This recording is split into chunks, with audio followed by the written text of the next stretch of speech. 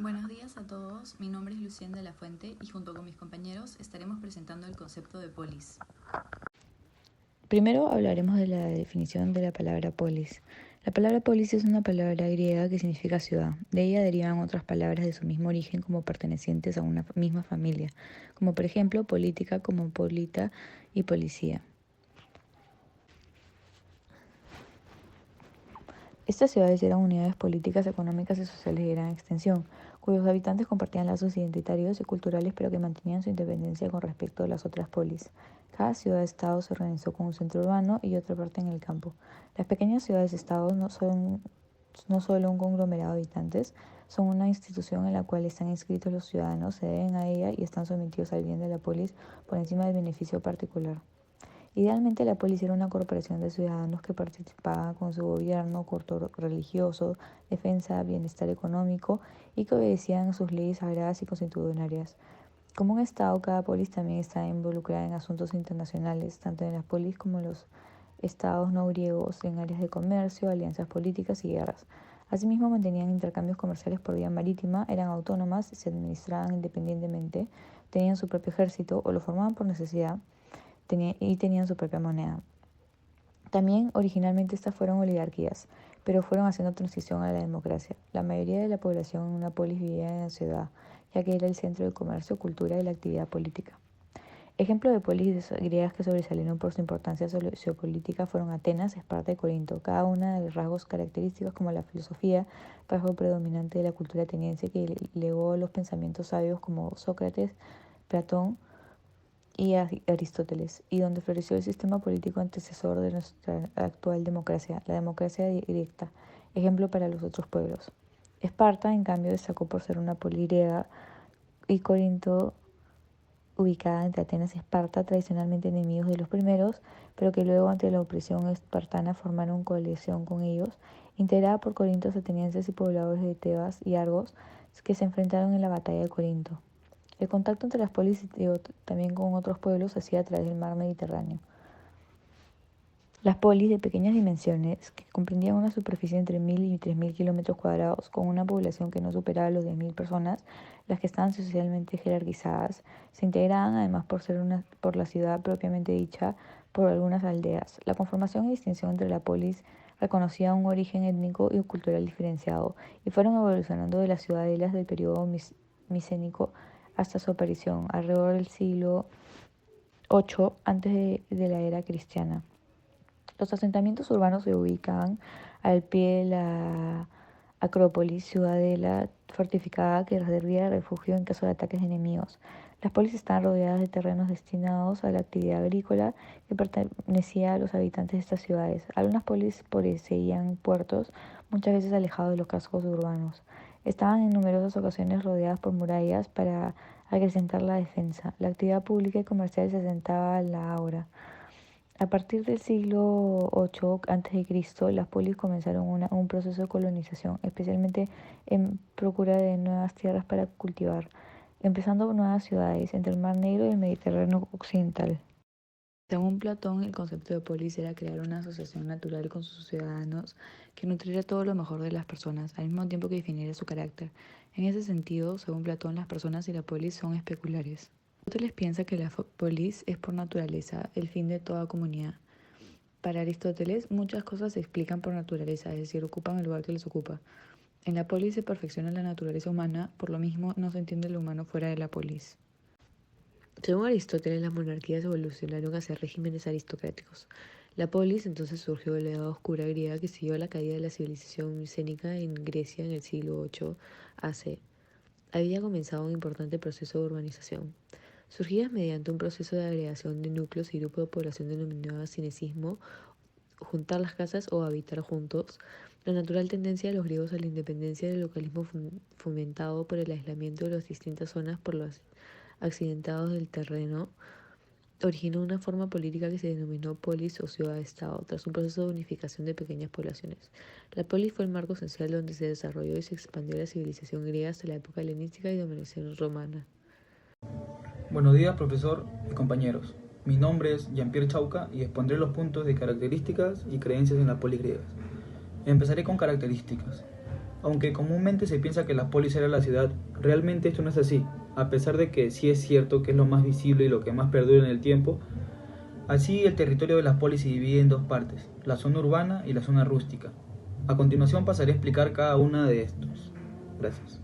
La zona urbana se llamaba Asti. Era el centro urbano político y cultural de la polis, donde se concentraba la mayoría de los edificios públicos y donde se desarrollaba la vida política y ciudadana. La zona rústica era la Jora, era el territorio rústico de la polis. En él estaba el terreno agrícola, los campos comunales dedicados al pastoreo de los ganados, los bosques, las vías de comunicación, los ríos. Aunque muchas tierras eran de propiedad privada, existía la tierra comunitaria. El Asti y la Jora eran en definitiva complementarios. Lo urbano y lo rústico no parecía estar reñido como pasa habitualmente en la actualidad. Muchos ciudadanos griegos tenían su actividad en el sector primario agrícola y ganadero, pero desarrollaban otras actividades sociales, comerciales y políticas en la zona urbana. Se movían entre estos dos mundos que ahora vemos separados, pero que entonces estaban conectados e integrados. Todas las polis, independientemente de la época o lugar, presentan elementos comunes, como lo vendría a ser la independencia económica, ya que cada polis producía lo suficiente para alimentar su población. La independencia política, que trataba que las polis eran libres, no estaban sometidas a otra ciudad ni a ningún poder extranjero.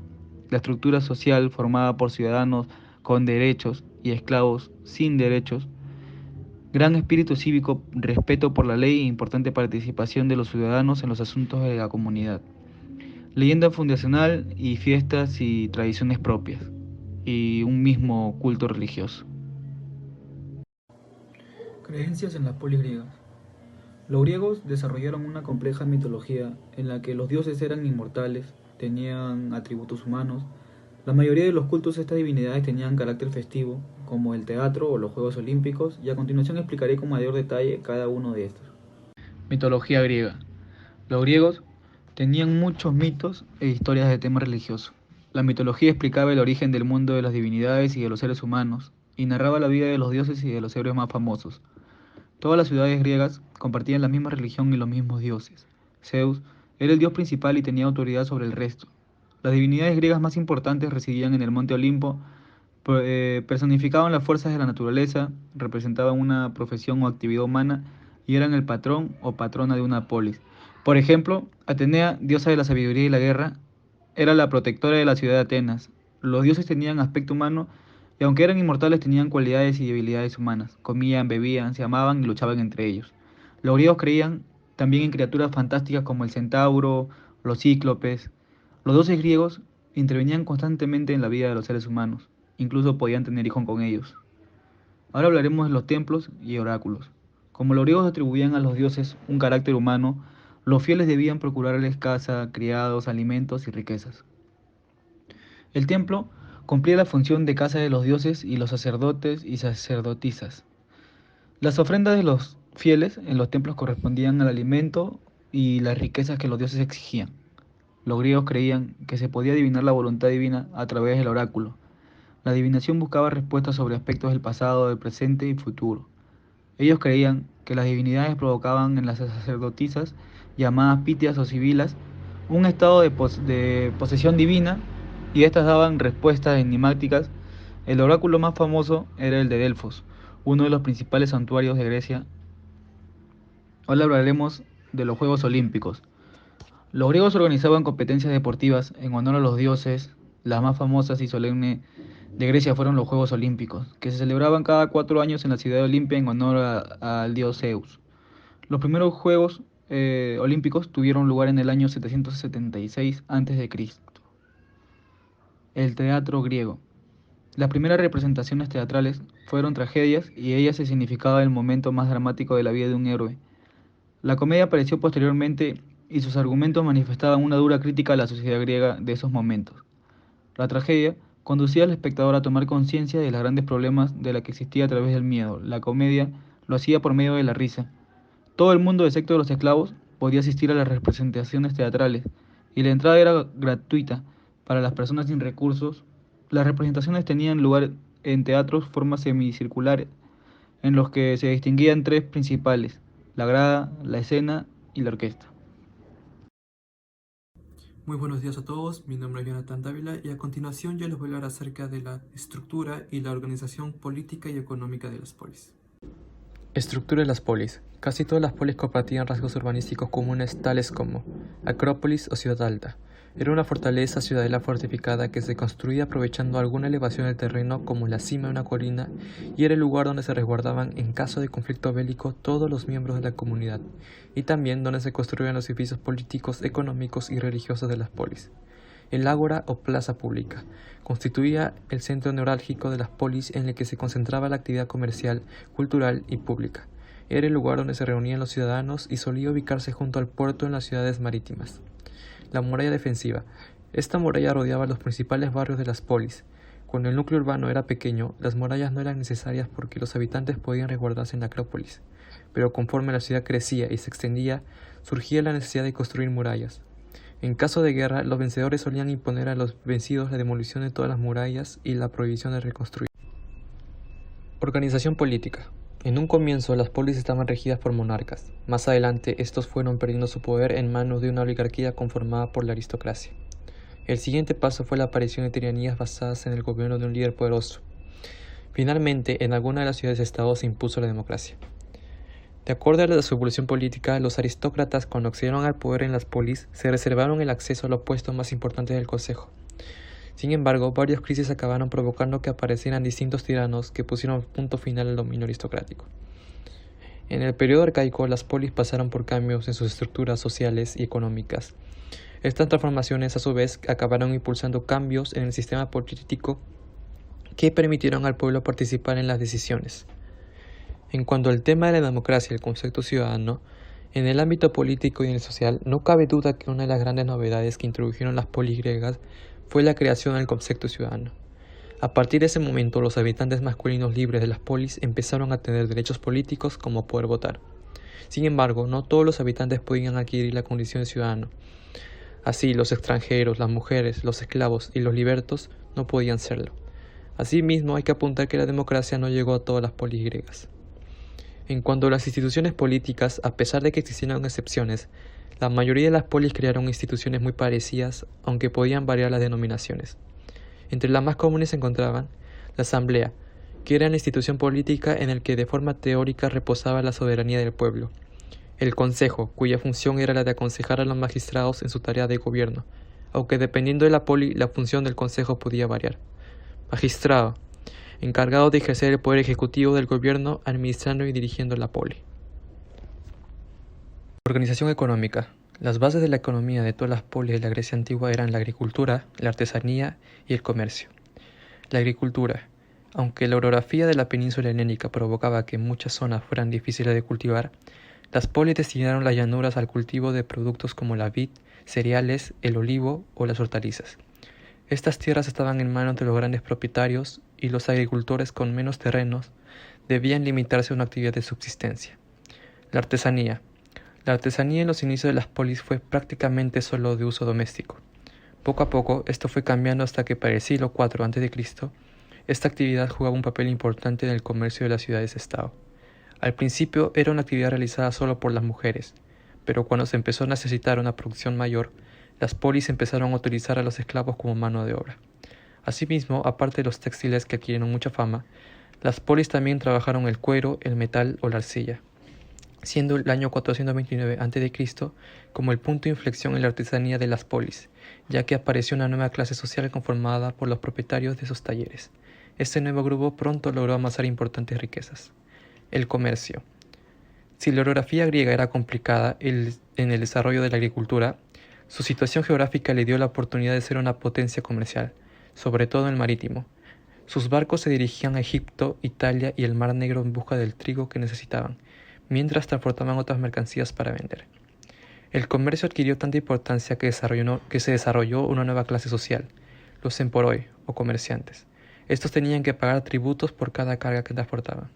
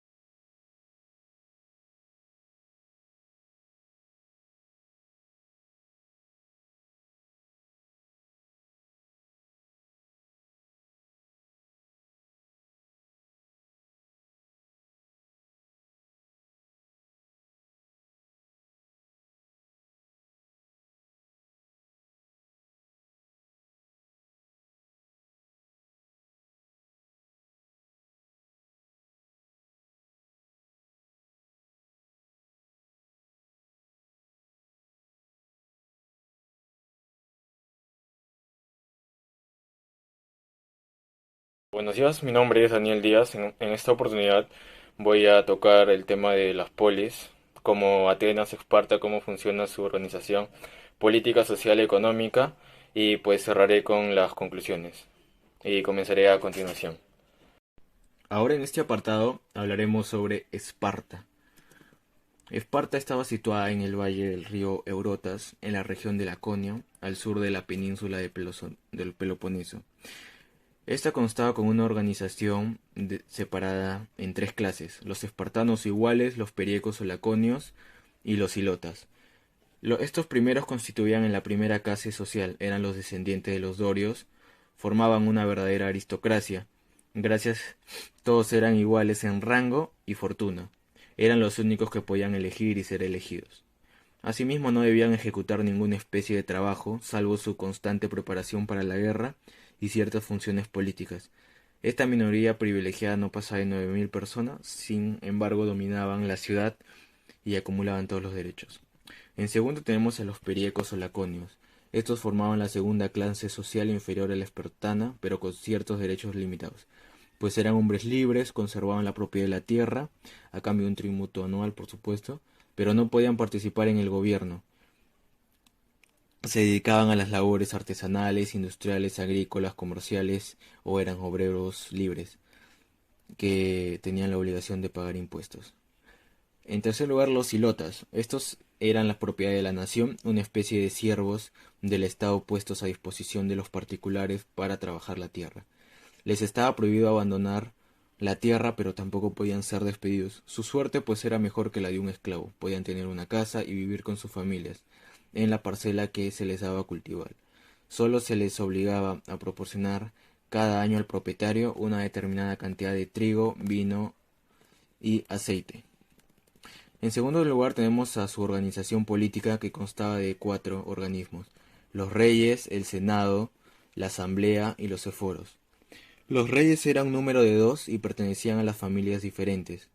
Uno de ellos era el jefe del ejército y el otro el sumo sacerdote, que administraba el culto a los dioses. Este sistema dual pues garantizaba buen gobierno y cada rey contrabalanceaba el poder del otro. Pues el senado, llamado también Jerusia, estaba integrado por 25 miembros de las familias más honorables espartanas, todos ellos mayores de 60 años, pues eran elegidos por la asamblea y con carácter vitalicio. El senado tenía funciones legislativas. También con el tiempo fue restando atribuciones de buen gobierno a los reyes, que al final mantuvieron solo jefatura militar. Asimismo, la asamblea, formada por todos los ciudadanos mayores de 30 años, a excepción de los periecos e ilotas, nombraba a los senadores y eforos, que aprobaban o rechazaban las leyes presentadas por el Senado.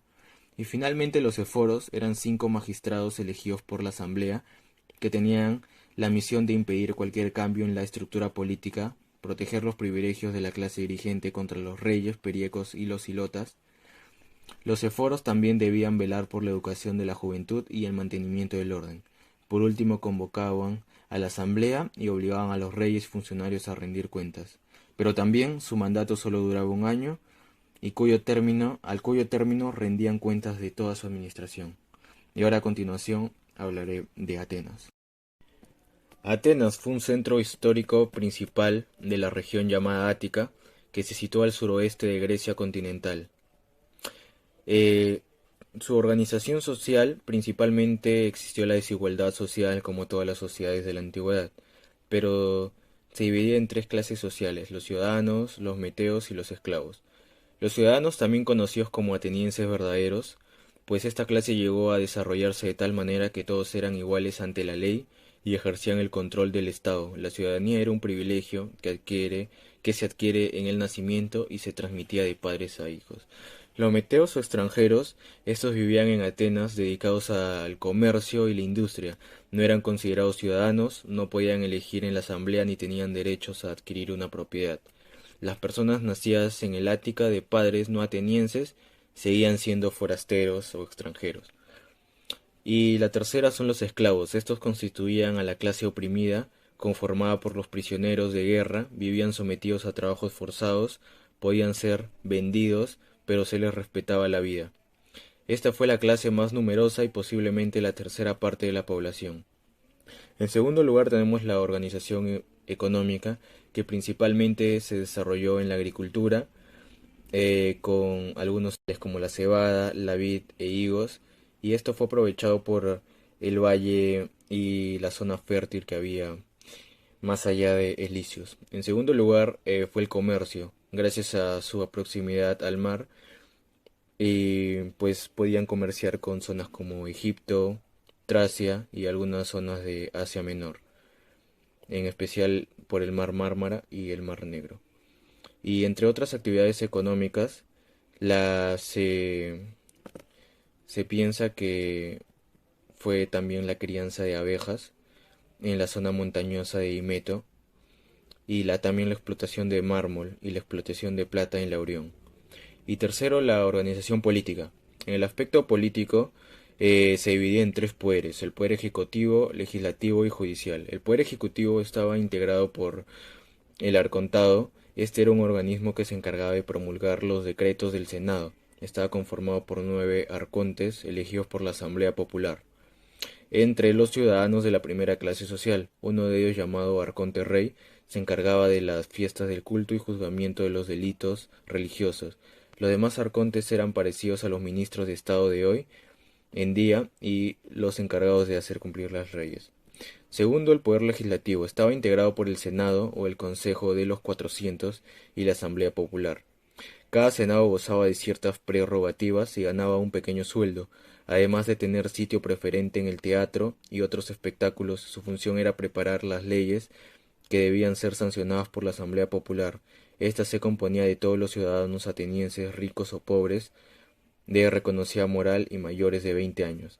Las reuniones se realizaban 3 veces al mes. Este organismo se encargaba de aprobar o rechazar las leyes propuestas por el Senado, y la votación se hacía de forma directa, levantando la mano.